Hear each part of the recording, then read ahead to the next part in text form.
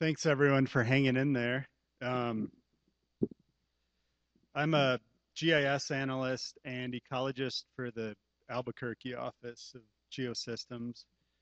And let's see, the title of my presentation is a case study using the iPad as a riparian restoration and adaptive management tool. The specific project that I'll be talking about is the Middle Rio Grande Restoration Project here in Albuquerque. It's a Corps of Engineers funded and implemented project. I won't spend too much time going over specific goals because the project has been covered in detail during several presentations at this conference. And there's also a couple of tours tomorrow stopping at various MRG sites. Note that the first four goals are habitat focused, and then there's a educational and recreational focused goal at the end. Um, the in in practice, uh, the project has been or is being constructed over two phases. The first phase started during the fall of 2011, and it was finished last year. The second phase is starting this week.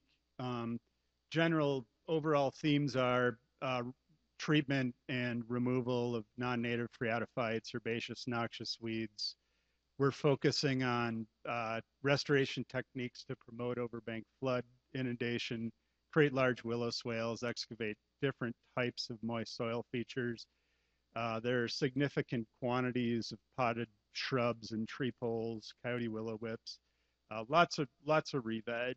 A lot of info in this table. I guess the take-home point is the project was, well, phase one of the project was 11 sites spanning close to 700 acres. About 10% of the area was included in different types of moist soil feature excavations. And, um, you know, the quantity of potted shrubs was close to 80,000. We planted about 7,000 tree poles and almost 400,000 coyote willow whips. And this all happened really fast. So we kind of needed a way to be able to document what was going on, when and where, so we could learn from the project and have a way to monitor the effectiveness of various project elements. So we used mobile GIS a lot. Um, we use it, pretty much on a daily basis to document where we're recommending the placement of different features, document what's happening where, communicate, uh, you know, planting locations and excavation locations to contractors almost on the fly sometimes. And then in doing that, we're building a database that we can use for long-term monitoring of the site. So we can literally go back to the clusters that were used in planting all 80,000 potted shrubs. We can go to individual seeding areas, individual weed treatment areas, gauge effectiveness, and monitor success over time. As we're going, we're also documenting project as built.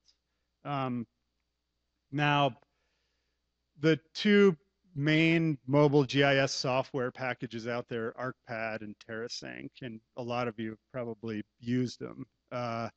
We were considering alternatives for years because the hardware to run the software is expensive. The screen size is small. Windows Mobile is can be the weak link in data collection pretty frequently, and both platforms are missing critical data elements for the type of work that we do, be it parent-child tables, sections, calculation fields, etc. What I mean by parent-child tables, and I'll go into more detail on this because it is, I think, important for a lot of what we do, is a lot of us, I'm sure, are establishing plots, and the plots have multiple transects. The transects have multiple quads. and the quads may have multiple species. When we're recording data at the species level, you don't want to force the end user to say also record the plot, the transect, and the quad. So it allows you to kind of tier how many times you have to enter data, reduce redundancy, but still maintain a database linkage to, to place and time. And so last October, we finally took the leap and we bought 2 iPads. The timing was right because the MRG project was moving from phase 1 construction was finished. It was moving from post-construction adaptive management and monitoring. So it felt like a clean time in terms of project activities to take the leap. And, we were looking for alternatives, really just given the, some of the points in the previous slide.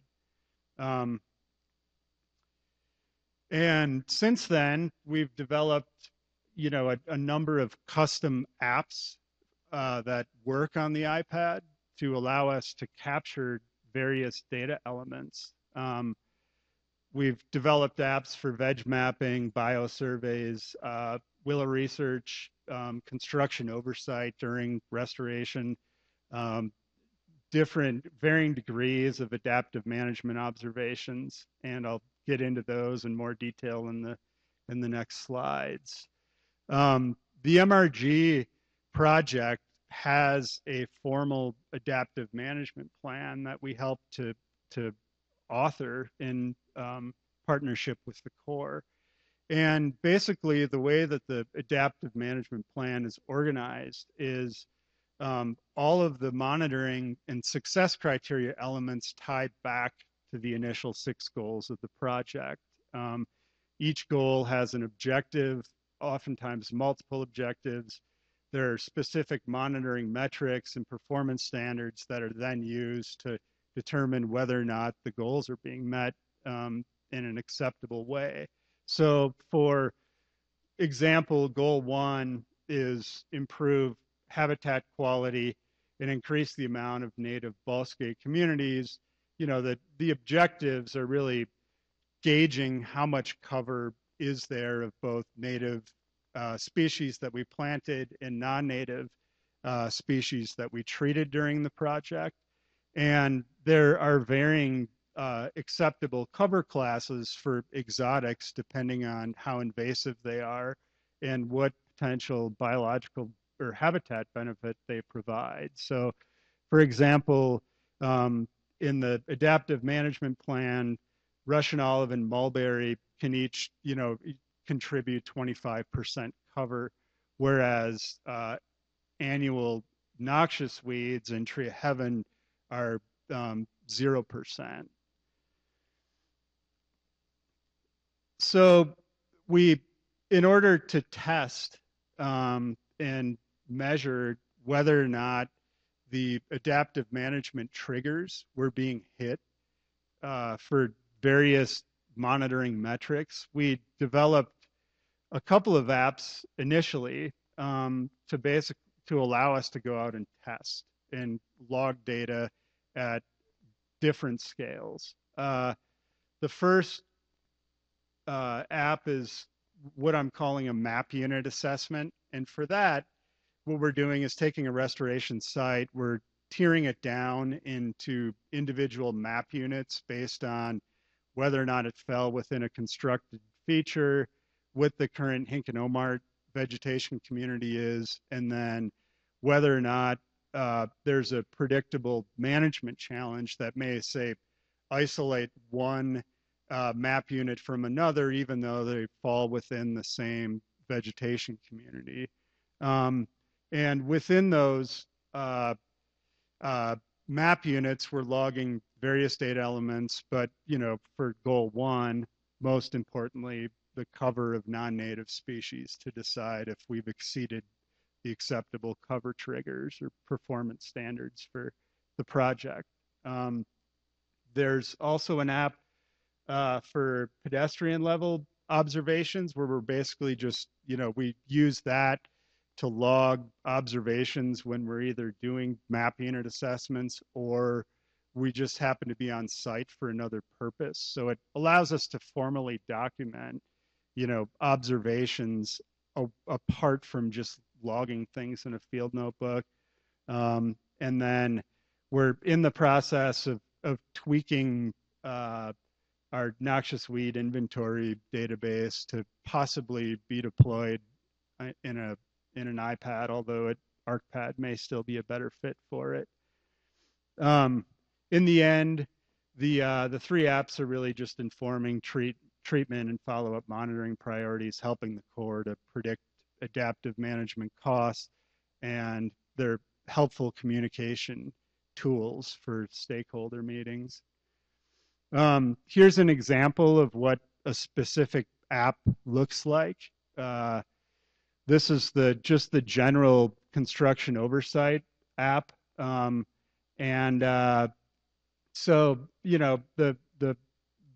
the image over on the right is just a screen capture from an iPad, and you just would use your finger to tap and select the particular data field. Observer, date, site. Site's a drop down, and then what's expanded there is a drop down list for observation type. And one thing that I'll emphasize in this slide is depending on what type of observation we said it was, the form could, expand, contract. It could change the visibility rules. It could change what data are required within the form. So, for example, if we said we were, logging an established photo point, then we would be required to record the bearing of the photographs. And the photographs are also embedded in the database. So it's, kind of a nice tool to keep everything organized. Yesterday, Todd Kaplan presented on some Coyote Willow research that we're doing right now and have been doing for years. We used the iPads last fall to basically log data on a virtual 25-foot grid. So the grid was just developed as a guide in GIS, and then with the iPad, we navigated to each grid cell and then logged data on Coyote Willow growth attributes, sediment depth, and then at the end we were able to interpolate maps to show the spatial distribution of different Coyote Willow growth elements in relation to sediment thickness. And then these data will be used in the future, hopefully, to determine long-term monitoring locations, try to make correlations between various Coyote Willow growth attributes and soil moisture, depth of groundwater. So for folks in the room who might be interested in where to start in case, this is something that you'd like to try, we're new to it for sure. But in terms of lessons learned, not every tablet has a built-in GPS. As a general rule, if it comes with a cell chip, then it has a GPS chipset as well. Esri has looked at the accuracy of different types of GPS units and found that the built-in chipsets under OpenSky are usually plus or minus 3 meters 90% of the time. If that's not acceptable, then basically you'd be looking at either a consumer grade external GPS or a professional grade external GPS, and you can see that under OpenSky the consumer grade is plus or minus 3 meters 99% of the time, and then plus or minus 1 meter, which was surprising to me, 70% of the time. I've listed a few of the most popular consumer grade GPSs, the ELF, Garmin Glow, and XGPS 150. when you get into professional grade uh, Bluetooth GPS, then your cost becomes pretty similar to just buying a Trimble. Um, we, one challenge is and it's also kind of a cool thing. It's ever changing, emerging technology. So the apps in my preferred app has changed quite a bit, even since October.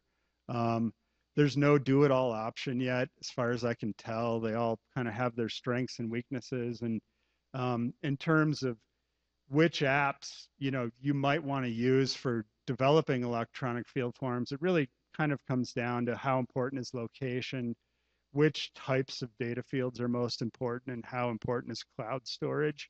Um, we're using Fulcrum right now most frequently for designing the electronic field forms.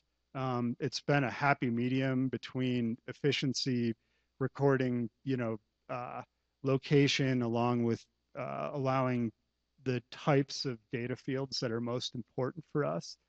PDF Maps is great and it's free. Gaia GPS is a nice navigation tool for folks who are used to navigating with, say, a recreation grade unit, and you want to actually set up a navigation event that gives you distance and bearing. GIS Kit and Pro allow you to log polylines and polygons in the field, whereas Fulcrum is a nice form app, but it only logs points. Collector is Esri's version, kind of ArcPad, but it does more. But for the tablet, I think there are still shortcomings for the type of stuff that we personally do in Collector, although some of them seem like they're going to be addressed in the next release. And then there's all sorts of cool stuff, from compass and field guides, clinometers, river flows, all stuff that I'm sure you guys are familiar with. So the idea of designing apps sounds really sophisticated. Really, what we're doing isn't that hard. A lot of the electronic field form apps out there are basically just apps that make app design for the type of stuff that we do really easy. And we demoed, it was like 5 or 6 different apps for doing this sort of stuff, and decided on Fulcrum, at least for now. But there are similarities with how all of these apps sort of handle design, and that you're logging onto their website, it's drag and drop form design, usually a list of different types of fields over on the left. You drag them in, you can kind of organize sections almost like you'd organize a bullet list. And the one cool thing is these apps are compatible with both Apple and Android. So, we can design the forms in Fulcrum, and, a biologist in the field, it can log the exact same data in their iPhone or their Android phone in their pocket as they can on an iPad or an Android tablet. The apps are usually free to download, but then they require a subscription to do anything with them. And after the field, you're pushing data, whether it's attribute data, GPS, photos, to the cloud. They vary in terms of what you can do with the data on the cloud. Sometimes you can plot it on a map and view attributes, but not all the time. And then, it becomes a matter of downloading and post-processing, and they each kind of have their strengths with what download formats they allow you to export the data in. One example of a section is the app that we threw together for just incidental or pedestrian level adaptive management observations for MRG. In this case, if we said that the management observation was a noxious weed, then a new section of the form expands, and where we can log what species is it, what's the cover class, the notes on phenology, and has it been treated? If so, how effective were treatments, stuff like that. And how you answer earlier questions can also affect what becomes required as you drill down. So the challenges are that the main challenges we've encountered are glare, durability. Don't set the iPad down on the ground face up during full sun, or it doesn't work out too well. File transfer, I think, is kind of annoying right now because certain apps, talk to, say, Google Drive. Others will communicate with your email. Others prefer Dropbox. Some prefer iTunes or, file transfer. And so there's no real standard in the Apple world for just sharing data between your server and the device. Offline caching is something to be aware of if you want to have access to aerials in the field and you don't have cell service on the tablet. You basically just need to pre-plan for that and make sure to cache the extents that you need. And then battery, don't, from what we've seen, you can count on 6 to 7 hours of battery life with continuous use in the iPad with a Bluetooth GPS. And really what it comes down to is we're treating the iPad almost like a field data sheet. So we'll take a Tatum, we call it, but it's just a storage clipboard, and keep the iPad in there unless it needs to be out to keep it cool and out of the elements. External battery chargers, OtterBox defenders, and anti-glare. And that's it. Thanks.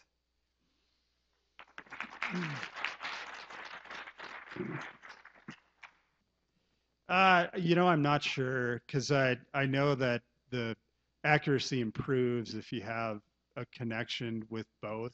My guess is it probably is with both, just based on what we see in the field. If we drop connection to the to the Bluetooth GPS, so I don't know for sure, but that's what I would guess. Yeah, so we're using anti-glare screen protectors. So what we do is we have a the OtterBox Defender comes with a plastic faceplate, so we're just tearing that off, and then putting a glare-proof screen protector there in its place, because it under full sun it just acts like a mirror. You can't see anything besides yourself. I had a question. Have you worked with the Garmin Glow at all, and have you had any challenges with that? Yeah, that's the main external Bluetooth GPS that we're using, and so far it's worked out pretty well. Battery life can be a concern, but we haven't encountered any serious issues with it so far. Okay, thanks.